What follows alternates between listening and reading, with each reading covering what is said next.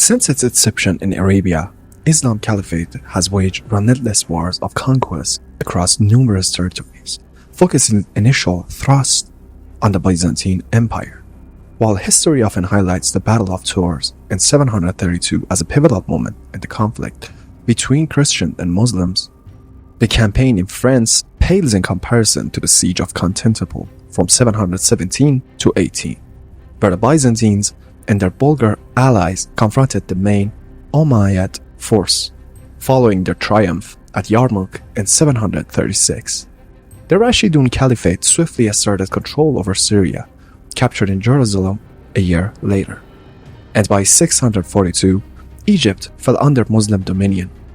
Concurrently, Arab armies continued their expansion into North Africa, while also engaging the Sassanid Empire, ultimately subjugating by early 650s. As the Caucasus region fell under Caliphate influence or direct control, a tentative border emerged between the Caliphate and the Byzantine Empire along Anatolia's eastern fringes. However, penetrating deep into Anatolia posed logistical challenges due to strange supply lines, prompting the Caliphate to establish its first navy in Syria and Egypt to support its forces along the southern coast. In 654, Rhodes and subsequently Cyprus were conquered by this navy. Concurrently, in the same year, Muawiya, the governor of Syria, launched an invasion into Anatolia. Recognizing the threat, Byzantine Emperor Constantine II understood the importance of defeating the Muslim navy. Although specifics are unclear, the decisive Battle of the Masts of Anatolia coast in late 654 or early 655 resulted in a significant victory for the Muslim navy. Some accounts even suggest that by 655, Muawiya had reached the Bosphorus and laid siege to Chalcedon. However, news of Caliph Uthman's assassination in 656 prompted his return to Syria, where he became embroiled in the Caliphate's internal strife. Following Caliph Ali's assassination in 661, Muawiya ascended to power, establishing the Umayyad dynasty. This shift in power provided the Byzantines a temporary relief, allowing them to reclaim Rhodes. Nevertheless, Muawiya remained steadfast in his ambition to conquer Constantinople. In the year 673, the Muslim navy launched attacks from three directions. Tarsus, Smyrna, and Rhodes fell under their conquest, with the later two serving as permanent bases for the future incursions. By 674, the Arabs had seized Suzukas, a mere 100 kilometers from Constantinople. The period spanning from 674 to 678 is veiled in ambiguity. Some accounts depict the capital of the empire enduring constant siege, while others portray it as a series of raids. However, historical records confirm the Byzantines' pioneering use of Greek fire to decimate the Arab fleet. In 678, Byzantine forces successfully landed in Syria, inciting a revolt among local Christians. This compelled the caliphates to sign a peace treaty and offer a symbolic sum in reparations by 679. Concurrently, conflict raged in the Caspian steppes between the Bulgars and Khazars, prompting the former's migration. Led by Asparukh Khan, the Bulgars settled along the Danube River between 674 and 678. With the eastern frontier secured, Emperor Constantine IV marshaled a formidable army to confront the newcomers. Taking a defensive stand at Angar in the Danube Delta, the Bulgars initiated a siege. After 3 days, Emperor Constantine departed, likely to attend the Sixth Ecumenical Council in his capital. Exploring the opportunity presented by deserting troops, Asparukh launched a counterattack, causing the Byzantine forces to scatter. The Bulgar cavalry pursued them to Ephesus, modern-day Varna, inflicting heavy losses. Subsequently, a peace treaty was signed the following year, securing Bulgaria's borders and obligating annual tributes to the nomadic conquerors. In 685, Justinian II ascended the throne following Constantine's reign.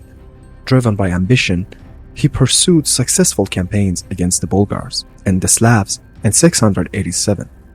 Under a new treaty with the Caliphate, Armenia, Kabyria, and Cyprus were placed under joint possession.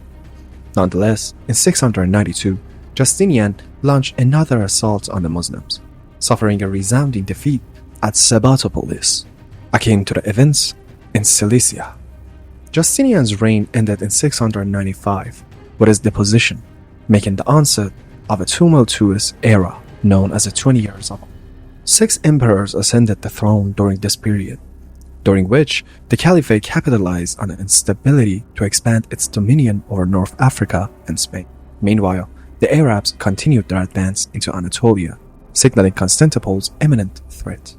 Emperor Theodosius III was keenly aware of the looming threat, prompting him to forge an alliance with Bulgarian Khan Tervel in 616, as he braced to defend his capital.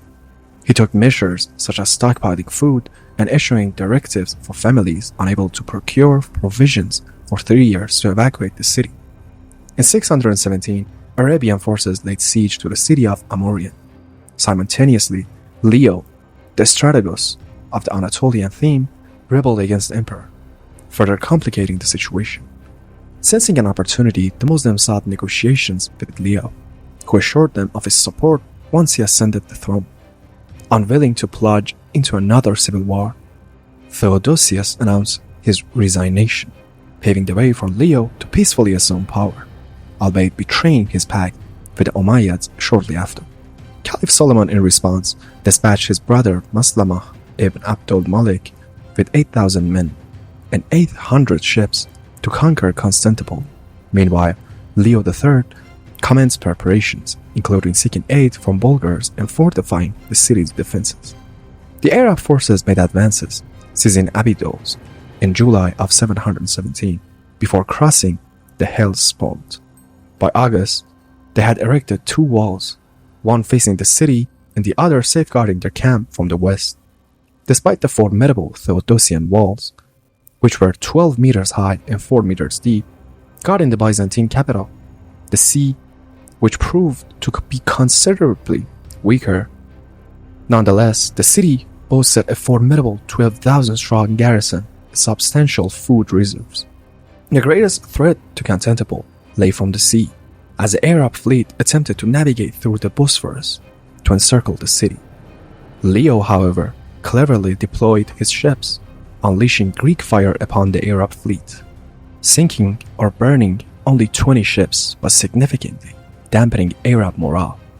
While the Umayyad navy managed to blockade the city, the prospect of engaging the Byzantine fleet after such losses proved daunting.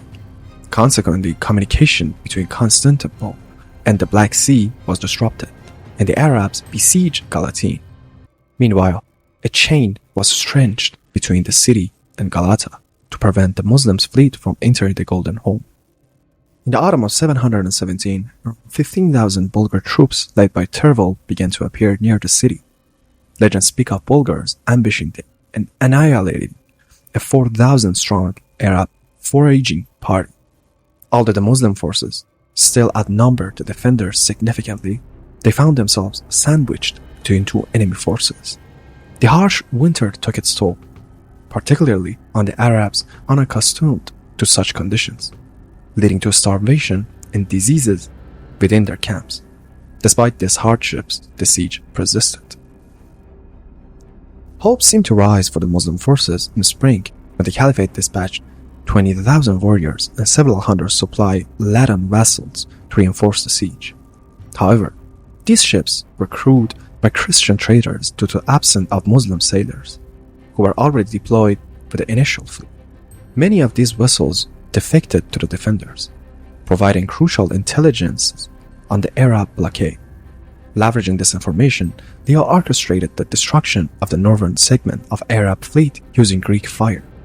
Meanwhile, Byzantine forces in Anatolia ambushed the Muslim reinforcements, with Leo capitalizing on his control over the northern strait to launch a surprise attack.